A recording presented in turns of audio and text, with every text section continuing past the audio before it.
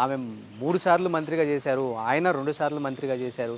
అయినప్పటికి కూడా వాళ్ళు ఎటువంటి జూబ్లీ హిల్స్, బంజారా హిల్స్ పెద్ద పెద్ద కోటలు కట్టలేదండి.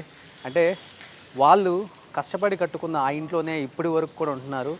అండ్ ఈ ఇల్లు కట్టేటప్పుడు కూడా ఫౌండేషన్ వేసే రోజు కూడా ఆమె 20 తులాల బంగారం తాకట్టు పెట్టి మరీ స్టార్ట్ చేశారని చెప్పేసి నాకు వేరే వాళ్ళ దగ్గర బంధువు ఒక ఆయన చెప్పారనమాట. అలాంటి ఒక ఇంటిని ఈరోజు చూపించబోతున్నాం అనమాట. అండ్ సబితా ఇంద్రారెడ్డి గారు అంటే రాజకీయాలలో ఎలా ఉంటుందంటే అధికారంలో ఉంటే ఒకలాగా ఉంటుంది, అధికారంలో లేకపోతే ఒకలాగా ఉంటుంది అనమాట.